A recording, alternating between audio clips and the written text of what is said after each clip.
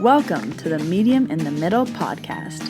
I'm your host, Stephanie, the medium in the middle. This podcast is going to walk you through my journey into mediumship and how I came to realize that I could communicate with souls that have passed over. My adventure started just over a year ago when unusual situations started happening to me. It wasn't until I really started to pay attention to them that it all started to come together. I wrote down everything that I was experiencing this past year in a little black book, and this podcast is going to be a recap of all of those memories leading up to where I am today in my mediumship journey. I will be releasing new episodes every Tuesday, and I recommend listening to the podcast in order, starting with episode 1, as my story will unfold more week by week. If you would like to stay connected with me, follow me on Instagram at mediuminthemiddle.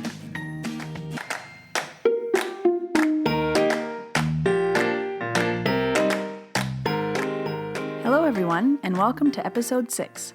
In this episode, I'm going to go back to before episode 1, before the first Luigi story, and explain everything that was happening before the first big experience happened with spirit. So there was definitely some smaller things that were happening earlier on, but I didn't have the experience of, I knew what was happening my whole life. From the age of 4, this used to happen to me, or in my teenage years, it started happening to me. For me, my experiences just started just over a year ago, and I don't really remember much before that I can think of even now to be like, oh yeah, this used to happen, or I had an imaginary friend that used to talk to me, or I could see imaginary friends. I don't have any of that experience. So I want to just go back and explain all the little things right now because I think that will help piece things together a little bit more. So the earliest memory that I have with anything spiritual or anything metaphysical or anything of the other side with psychics or with card readers or anything like that is I had a few friends and a few of my cousins used to go to a few of the popular people in the town that I lived, and they would go for sessions with these psychics. And I was always so interested in what they had to say from their sessions, so we would talk about it. Each time that they would go, I would be really interested in what they had to say. And every time that we would be having one of these conversations where they would be updating me about something weird would always happen. It would be something simple like the TV shut off, the lights flickered, something would fall in another room that would startle us. And it got to the point where eventually I didn't like talking about those things anymore because I would say, okay, like we have to stop talking about this now because whenever I do start talking about it, something weird will always happen. And something always did happen. I used to watch a TV show often called The Long Island Medium, and I was very, very intrigued by the show. And for some reason, I believed the show was real. I didn't believe that it was fake or scripted, just based on the way that the people reacted to Teresa telling different people messages. I really thought that if there was that many good people who could act and cry at a drop of a hat or change their emotions, then the Angelinas and the Brad Pitts of the world wouldn't have a job. So that's why I was so convinced. I was like, there's no way these people can react this way and be honest about it, or Hollywood wouldn't be Hollywood. And now that I do this work, that's almost my validation when someone does react that way. It's like, okay, well, they wouldn't be bawling out of nowhere or start crying in the middle of the grocery store if this really didn't hit home somehow. So one day, my roommate and I were watching the show, and she had never seen it before, so I was trying to explain it to her, and I said, you know what, let's just watch an episode so that you can see it. It's a really good show. So we turned on the show, and we were watching and talking, and we were just sitting at the kitchen table and watching the TV, and then all of a sudden, the TV shut off. And I looked at her and she looked at me and I said, did you shut the TV off? She said, no. Did you shut the TV off? And I said, no. And we were kind of like, don't mess with each other because we were just having the conversation of every time we talk about these things, something weird happens. So then she's like, where's the remote? And I said, I don't know, where's the remote? And we're kind of frantic at this point. And we find the remote and she's like, turn the TV on, turn the TV on. So I'm pressing the on button. And it won't turn on. The TV won't turn on. I'm pressing it probably 17 times, 20 times. She's like, turn it on, turn it on. I'm like, it won't turn on, it won't turn on. And then the TV finally turns back on. And we had the cable where the blue area at the bottom of the screen pops up to tell you what the show is. And in the little blue box, for some reason, what our eye both went to was a sentence that said, "will not turn off." And then we both looked at each other again and we said, "Did you see that?" And she said, "Yes, I saw that." And then we shut off the TV and we were done for the day. But it was just little things like that would always happen whenever I would be talking about kind of the supernatural, weird things would happen. I've also worked in 2 hotels which were haunted, and I had ghost stories to tell. So when anyone would ask, "Oh, is the hotel haunted?" I'd be like, "Oh yeah, like all these things have happened to me."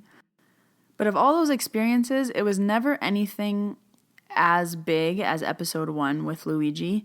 It was always the TV would shut off, the lights would flicker, water would turn on and off. That was a big one. So it never really occurred to me to put anything together. Energetically wise, I also want to explain what was happening in my Reiki sessions before episode 1's, because that kind of gave me more insight into what was happening. In one particular story, this story is still a big deal to me because I can't believe that it happened. Me and Joe at the time were on a plane, and we were on a small plane from Calgary to Edmonton. So it was 2 seats on the left and 2 seats on the right. So I was on the aisle and Joe was on the window. And in front of Joe, there was a 7-year-old child. And in front of me was a mom holding a baby who was maybe 10 months old. Across the aisle from her was maybe a 2-year-old. And then beside her was the dad. So we were sitting behind a family. We all boarded the plane. It was a small plane, so it didn't take long. And the little 2-year-old that was sitting across the aisle from me started to lose her mind. Kicking, screaming, yelling, taking off her seatbelt and running down the aisle. They would pick her up, put her back in her seat, do her seatbelt up. She would take it off, run again. They would pick her up, put her back in her seat. She'd take her seatbelt off. Then she started kicking the seat in front of her, kicking it, screaming. She was losing her mind. And the parents didn't know what to do. They had 3 kids. They were trying to calm her down. So all 3 stewardesses come over and they're trying to calm her down and they're trying to talk to her and let her know the plane's needing to take off. So one stewardess goes and she goes and gets her a Kit Kat. So as you know, a Kit Kat has 4 pieces in it. So the dad gives her a piece of the Kit Kat one at a time. So he hands her a piece of the Kit Kat, she calms down, she eats the Kit Kat. As soon as the Kit Kat is gone, she screams her head off again. The dad gives her another piece of the Kit Kat. It goes on this way. So we get to close the door, our plane starts to pull out and it's driving down the runway. And I look at Joe and I say to him, I'm like, "We're not going anywhere. This plane isn't going to go. I'm pretty sure it can't fly if she keeps taking off her seatbelt and running. Like, there's rules about this.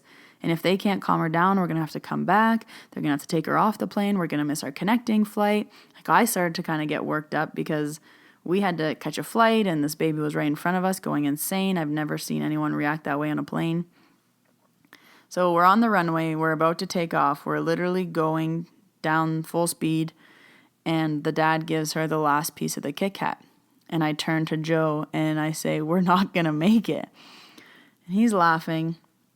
Sure enough, the last bite of the Kit Kat goes and the girl goes nuts.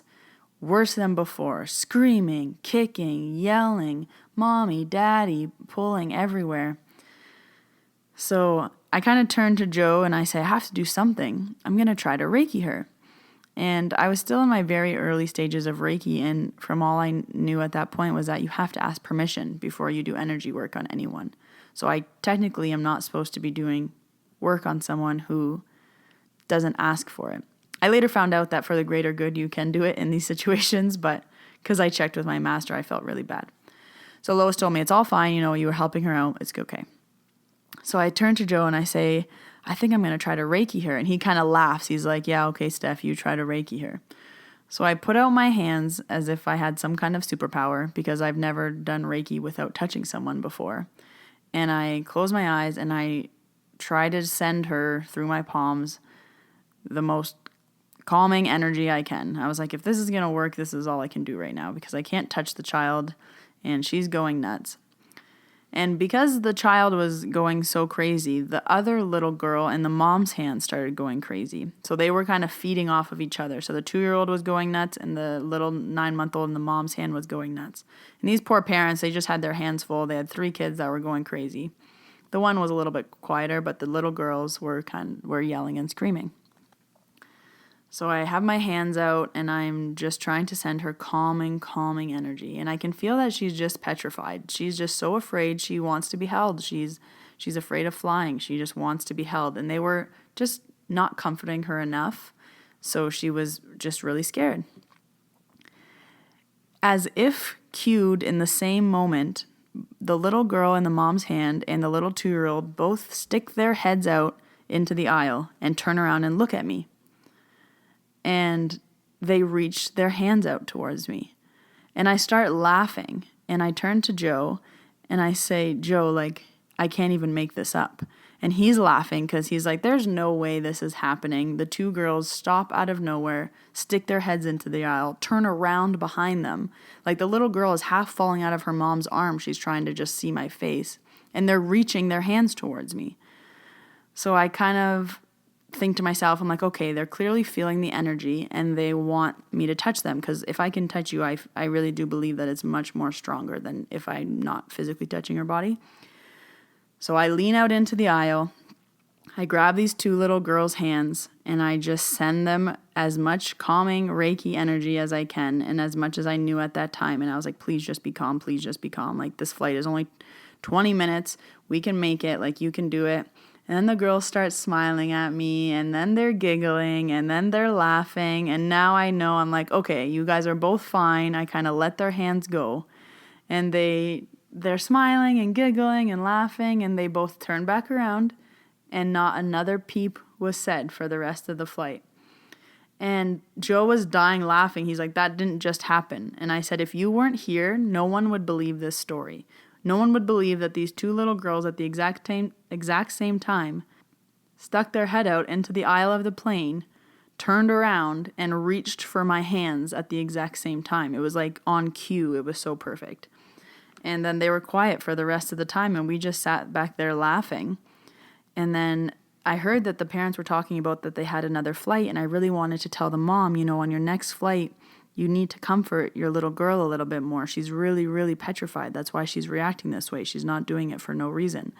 But I was so afraid that I would tell her that I was doing Reiki on her when I technically didn't have permission, that I didn't tell her anything. And when we got off the flight, the mom thanked me because she didn't know what I did, but she was like, kind of, thank you for entertaining my daughter or for calming her down. And me and Joe went on our way just laughing.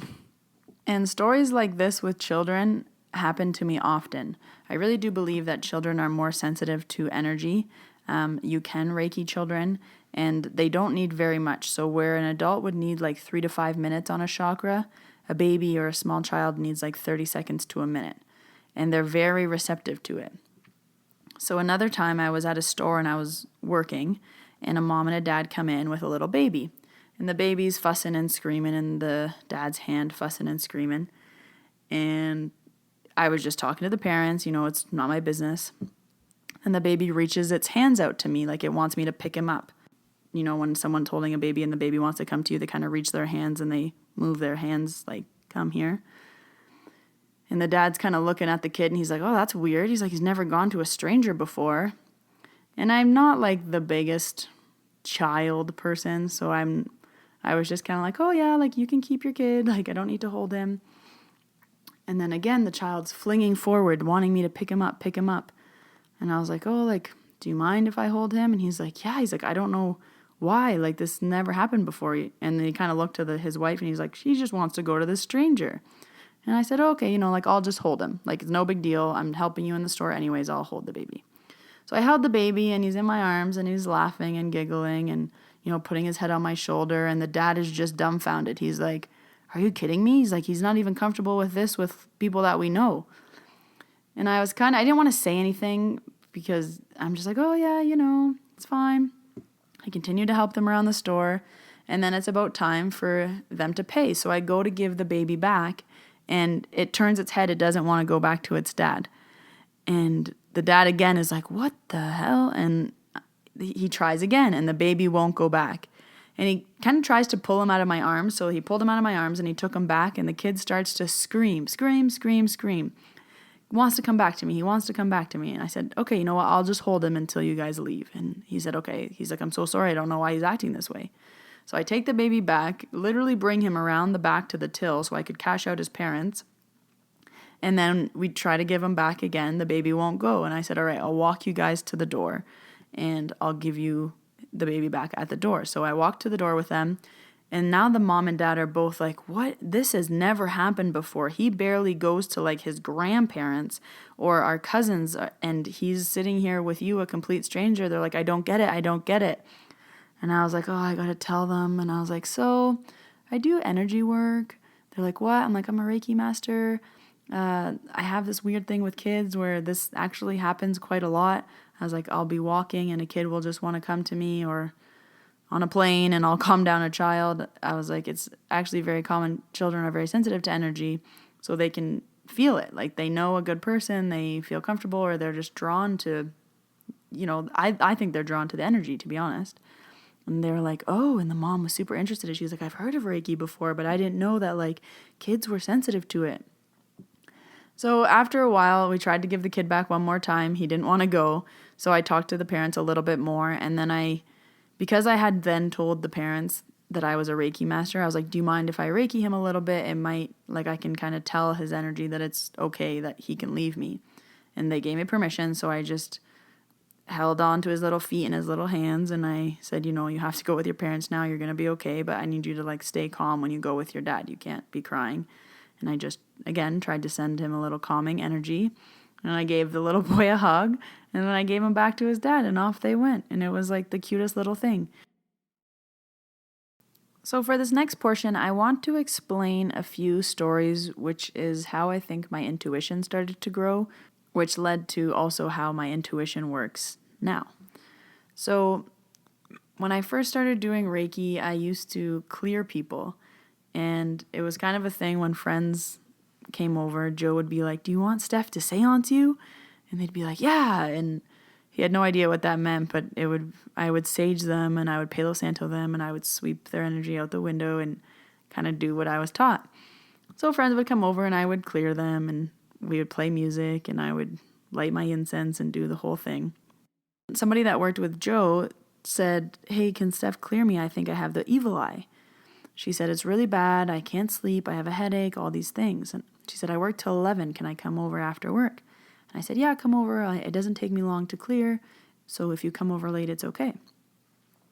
So she comes over and I'm doing my whole thing. I have her sit down on this chair and I'm starting from her head and I'm just kind of checking out where the evil eye is and I'm clearing her. My hands are on her shoulders. And I start with Reiki all the time. And I say to her, does your right elbow hurt? I said, do you have pain in your right elbow?